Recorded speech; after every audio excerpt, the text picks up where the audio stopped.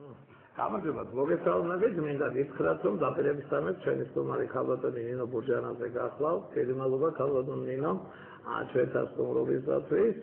მე შეგახსენეთ და გვალთრებაა, რომ თქვენ გაგახსენებთ ის დეტალი 10 წლის წინ ბრძანდებოდი თქვენ ჩვენი სტუმარი და მე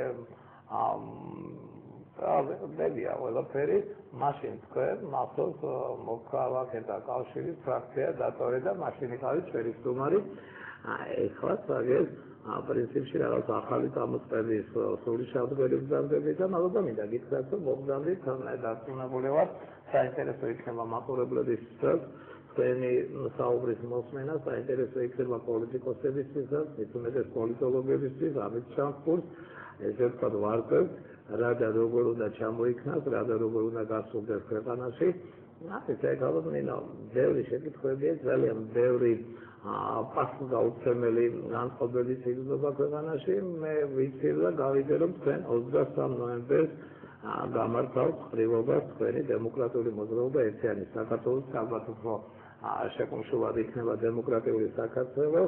აი რატომ გადაწყვიტეთ თქვენ ქალბატონმა საკმაოდ გამოცდილმა, საკმაოდ ესე ვთქვათ, დიდხანს ყოფნა რეალურ პოლიტიკაში, საერთოდ პასუხიყავით საპარლამენტო საქმიანობიდან და აი ამ მოძრაობა და შემდგომში პარტიის შექმნა. მოდით აი ამ შეკითხვით დავიწყებთ, შეიძლება და იმას ვიტყოდეთ, რომ ამომწურავ ინფორმაციას მივიღებთ ყველა შეკითხვაზე.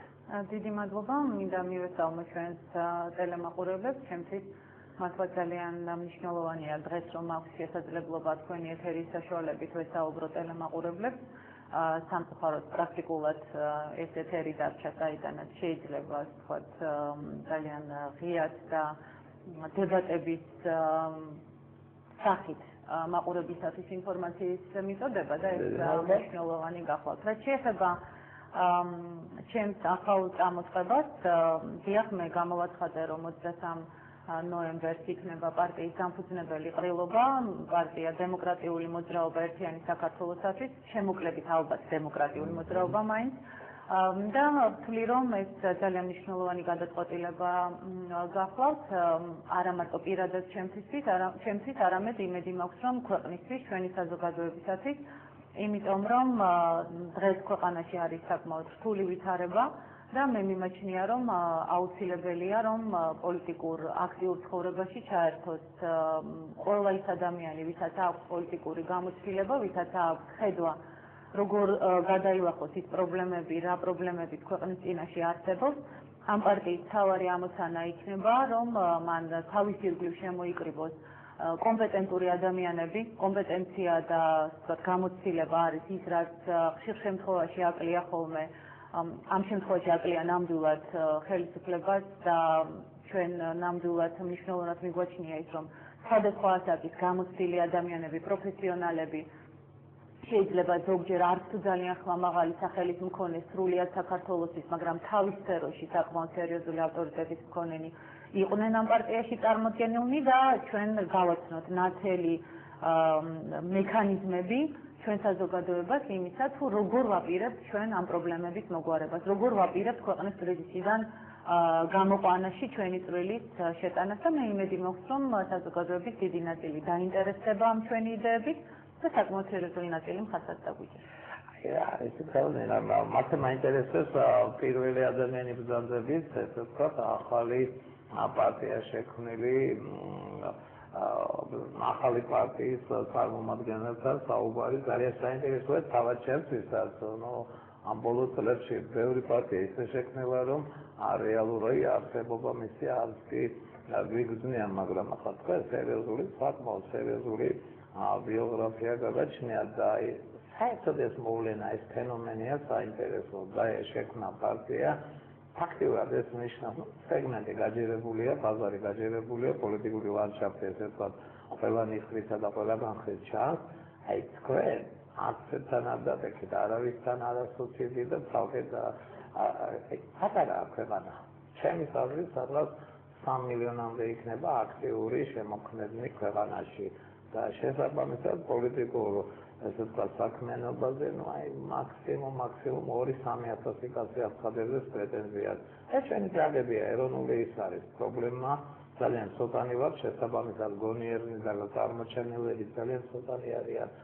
აი როგორ შეიძლება ხალხის დაკომპლექტებას, აი ვინ არიან ჩვენი პარტიის წევრები, რითი აჯობებენ სხვებს, რითი აჯობებენ იგივე მართლ კოალიციას თუ რაღაცას, რითი აჯობებენ ოპოზიციას, ძალიან სრული პრობლემები დაგიდგება ჩემის ვარაუდით. ფაქტობრივად ფინიშზე გახვედით თქვენ გაგცემთ სულ რაღაც 24 დღე. აი ძალიან დიდი მნიშვნელობა პარტიის პილოტის დროს წარმოჩენილ ესე ვთქვათ გუნდს. როგორ შეძლებთ სელექციას, რაც გინდა დაარქვით, რომ აი იმ გუნდით იამაყოთ წლების შემდგომ, ან ამ გუნდით გაიხაროთ, ან ამ გუნდით ესე ვთქვათ გახვიდეთ რაღაც უცნაურზე. იცით, ახლა მარტივი არაფერი არ არის, რასაც სერიოზულად და მთელი გულით აკეთებ. როცა საქმე გინდა კარგად გამოგივიდეს, პარტიის შექმნა ეს თუ რაღაც უფრო მარტივი რაიმის გაკეთება, მას ყოველთვის ძალისხმევა ჭირდება.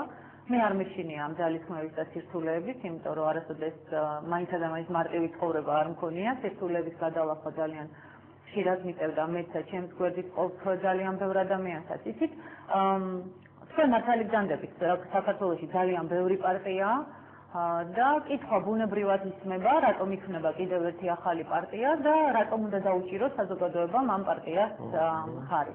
მე ერთ რამეს ვიტყოდი 2003 წელს, სწორედ აი ამ მოტივით, რაც თქვენ ბრძანეთ, რომ ქვეყანა პატარაა, სპექტრი გაჯერებულია, ძალიან ბევრია პოლიტიკური პარტიები.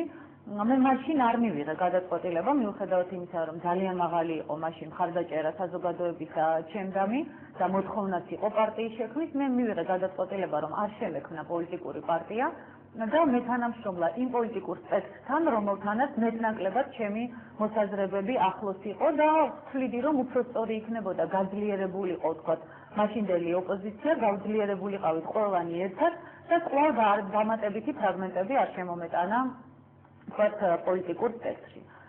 სამწუხაროდ არ გაამართლა ამ პრაქტიკამ, მინდა ვთქვა, იმიტომ რომ გაერთიანება გარკვეული შედგა, ნომერე იყო იგივე რევოლუცია და ხელისუფლებაში, ვთქვათ, სამეულის მოსვლა, მაგრამ იმ გარემოებამ, რომ ბურჯანაძეს არ ყავდა მაშინ პარტია და არ ყავდა თავისი პოლიტიკური გუნდი, არ ყავდა ირგვლივ თავისი თანამოაზრეები, განაპირობა ის, რომ სამწუხაროდ ჩემმა ყოფილმა თანამებრძოლებმა სრული იგნორირება გაუკეთეს ჩემს მოთხოვნებს, ეს თქვენ გახსოვთ და საზოგადოებასაც ახსოვს, ეს პრაქტიკულად ძალიან მოკლე ხანში მოხდა რევოლუციის შემდეგ, იგნორირებული იყო მოთხოვნა პარლამენტის სიძლიერესთან დაკავშირებით, იგნორირებული იყო მოთხოვნა იმასთან დაკავშირებით, რომ პარლამენტში არ ყოფილიყო მხოლოდ რევოლუციური გუნდი წარმოდგენილი და მეტი ყურადღება მიგვექცია ადამიანების კომპეტენციისათვის და ამან გამოიწვია რეალურად ის, რომ მე აღმოჩნდი მარტო.